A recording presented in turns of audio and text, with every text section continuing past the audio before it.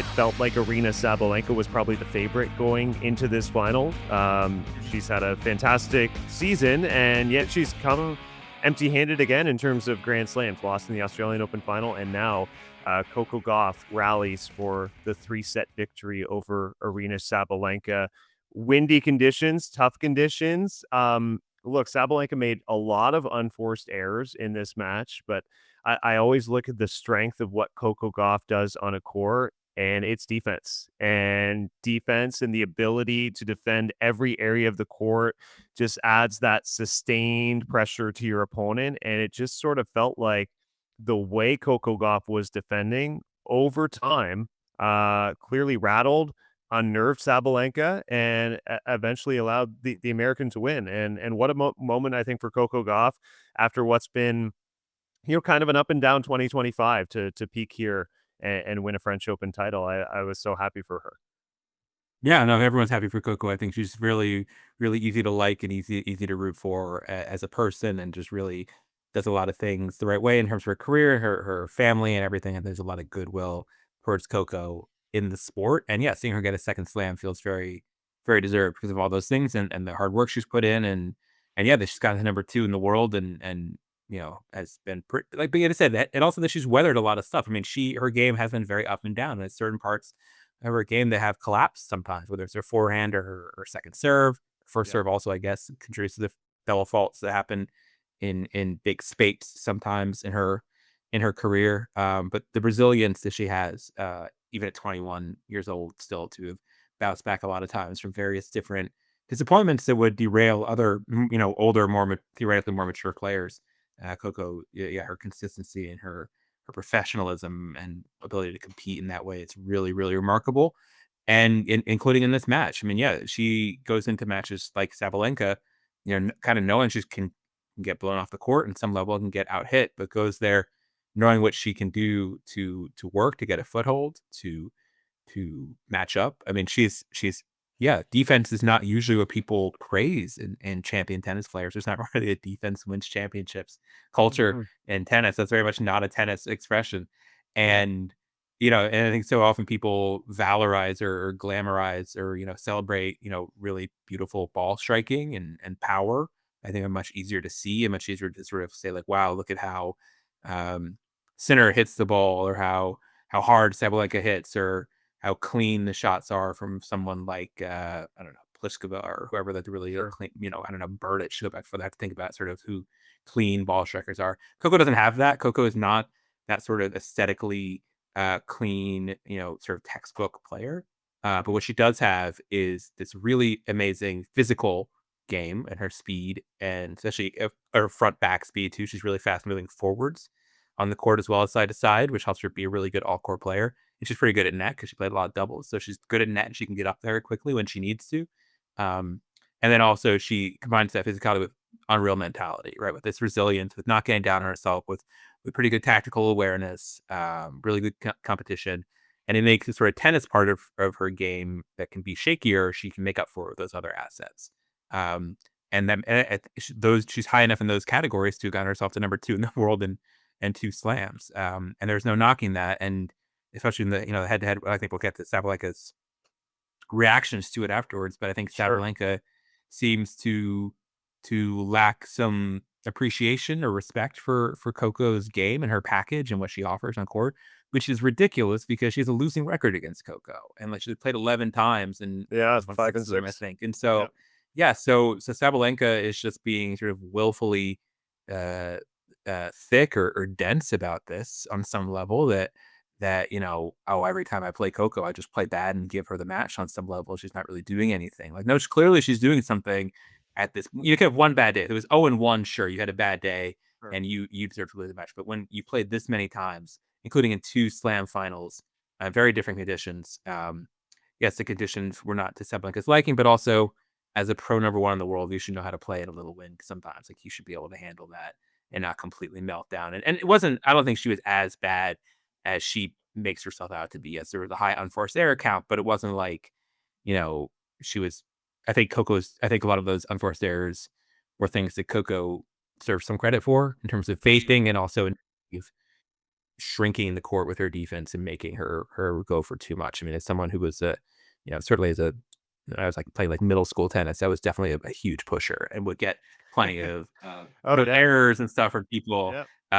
That way and win relatively reliably. And that was obviously in a what under 14 type level tennis and boys, and not certainly any sort of ITF or USTA major level track I was doing. But you can win. You can win matches by playing defense, and Caroline Wozniak gets a number one without hitting very many winners. It can be done, and the Coco's doing it now.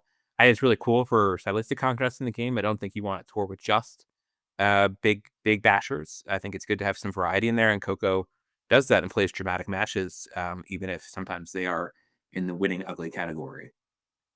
Look, Roger Federer said it, the best players are the best movers. And you look Mhm. at the women's side right now, without a doubt, the best mover on the women's tour in the world is Coco Gauff. And I think Andy Roddick highlighted this well. Coco Gauff, and he said this, Coco Gauff makes you play bad. And, if you are used to, especially for Sabalenka and her ball striking, her speed of ball, her pace, it might, against other opponents take 3, 4 strikes and the point is hers. It felt like with Goff, even stretched out to corners, she's able to shape the ball and reset the point, especially on clay. She was pushing her back, getting her off balance.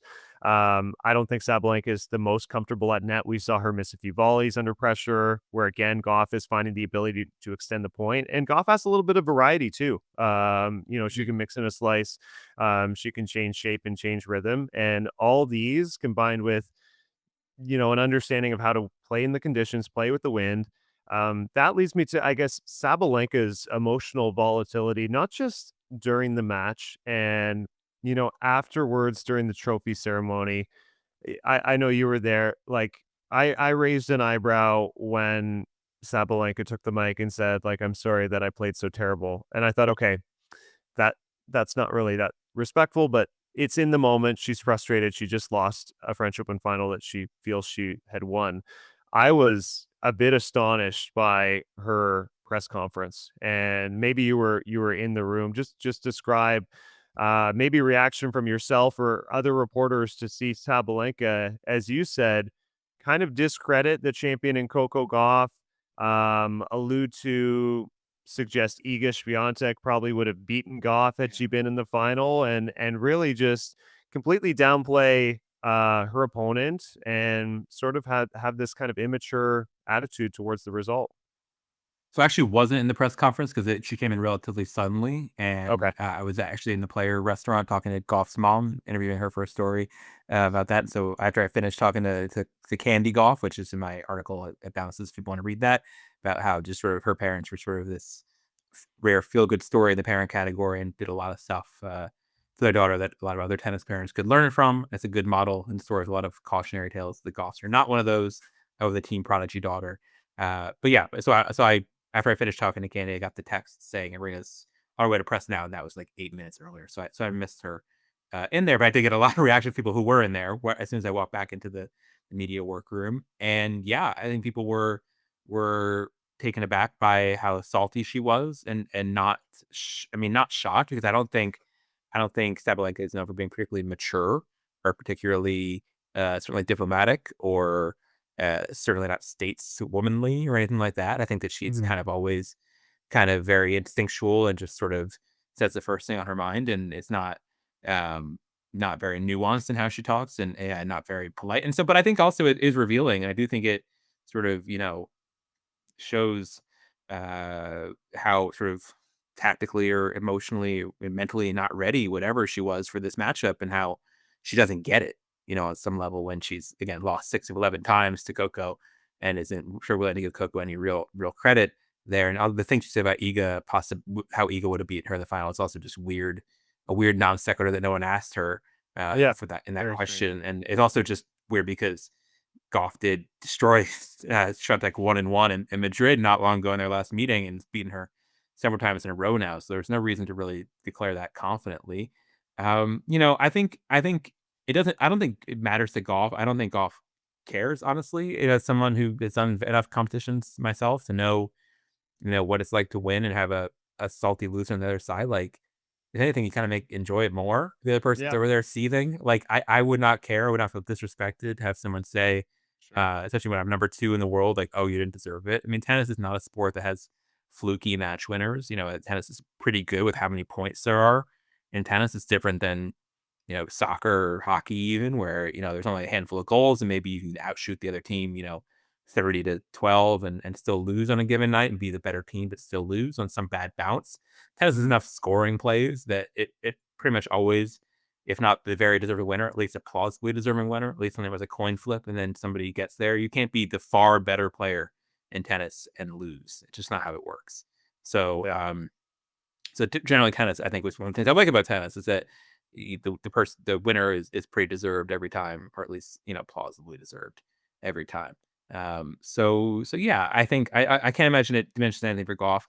I don't think it makes Sabalenka look great, but I do think it is a good amount of spice or sauce or something from Yeah. tennis, and building this into a rivalry and making this sort of interesting and women's tennis when I first started watching, in the late 90s, early 2000s with the Williams sisters and Martina Hingis and Davenport and Capriati and the Yeah. Belgians. There was not a lot of love lost a lot of times in those rivalries, and that enhanced the product. That made it better. It was when Williamses and Hingis were at sniping at each other in the press. Like that was good for the sport, good for making some storylines in the sport. And I don't think women's tennis has had really a top line rivalry, and certainly not a rivalry slam final in a really long time. Uh, Mhm. and to get that in this and have it be big conversation point across all sorts of mainstream media and ESPN in the last 48 hours. I think it's really cool for women's tennis, and it makes Sabalenka a villain in tennis, or in the US at least, among Coco fans. I think that's useful for the sport. I think that's a good thing for the sport to have characters. I think the quality of tennis and the depth of tennis, women's tennis, has been there, but I think it's kind of been lacking the characters and personalities and Yes. storylines and rivalries. Yeah. So yeah, if that press conference is what made Golf Sabalenka into appointment viewing and real rivalry, then I think it's awesome for the sport. And I don't think she said anything so egregiously offensive that anyone should really be clutching their pearls over it. I think it was just kind of made her Sure. sound, uh, not too engaged or too smart about what's actually happening on the court. And so it's easy for everyone to knock Sabalenka for what she said. I mean, it's easy to dunk on Sabalenka right now after those statements, but I do think you'll make people really excited for whatever their next match is, and that is a great thing for the sport. Yeah, yeah, don't know. You hit the nail on the head. Water cooler material is what we need for Mhm. tennis. I love it. And definitely people are talking about it. Just to wrap on Coco Gauff, I mean, look, she's still incredibly young now. Two Grand Slam titles, first American to win the French Open, of course, since Serena Williams. I mean, Mhm. first champion to have Grand Slams on multiple surfaces at this age since Maria Sharapova. Where do you think this could potentially take her and her trajectory in her career? It's fascinating how short a memory we sometimes have when, as we kind of highlighted 2 months ago, people were saying, "What on earth is wrong with Coco Gauff?" And here she is now with two Grand Slams in her back pocket, one on clay and one on hard. Yeah, it's hard to remember sometimes how young Coco still is, that she's only 21 because she was already like a known character in pro tennis pre-pandemic. She was around in Yeah. 2019 and beating Venus at Wimbledon there, and then playing that big match against Naomi Osaka in the third round of the US Open that year. Mhm. That got a lot of attention, that third round night match. So yeah, so I don't know what the future holds for her. I think she definitely has the game to certainly hang around the top 5 and certainly the top 10, barring almost anything, was just how consistent she can be with what a hard worker she is, what a good athlete she is. I think her baseline is pretty high, and she's not gonna lose to, players right way below her very often at all. I think she's a really hard out, in the sport still with her basic speed and defense and not giving away too many, matches that she shouldn't be losing. Um, so I think her floor is really high. And then, yeah, what she can do in these big occasions. Right now, she's in good shape because she's been on good streaks against Sabalenka and Swiatek, who are her two biggest rivals theoretically. Who else might pop up, in the next few years in women's tennis? Let's see. If Andreeva continues leveling up, let's say, Yeah. it's been a good matchup for Coco so far, but that could change as Andreeva gets better. other players could be in the mix as well. Tough to know if things can change fast in sport, predicting out, 2, 3, 4 years. Certainly it's tough to know who the cast of characters is going to be in women's tennis. But yeah, I think Coco already should be super proud of herself, and it's already a great career she's had, winning 2 slams, getting to number 2. I think number 1 will probably be a goal for her at some point. She's ways off that in the rankings, and then she's still 3,000 something points behind Sabalenka, so not close to number 1 in the rankings. But if she can, let's say win the U.S. Open this year, she can start making real headway on that gap. And yeah, I'm excited to see what she can do. I'm excited to see. The thing with Gauff is that she's still, everyone says this about her, even after she won her first slam, she still has so much room for improvement, like in a lot of those categories that we talk about, the serve and the forehand specifically. And maybe they will never get to be what people want them to be, sort of tennis pundits and technicians who look at them and see all the flaws in those shots technically. But I do think that she can always keep getting better, and she already has learned to use them to win matches extremely well. So, whatever liability she has, she understands what she has and does the best of what she has, and that ceiling is really, really high on a given day. Thank you guys so much for watching us at Matchpoint Canada. If you like our work, follow along, hit the subscribe button below.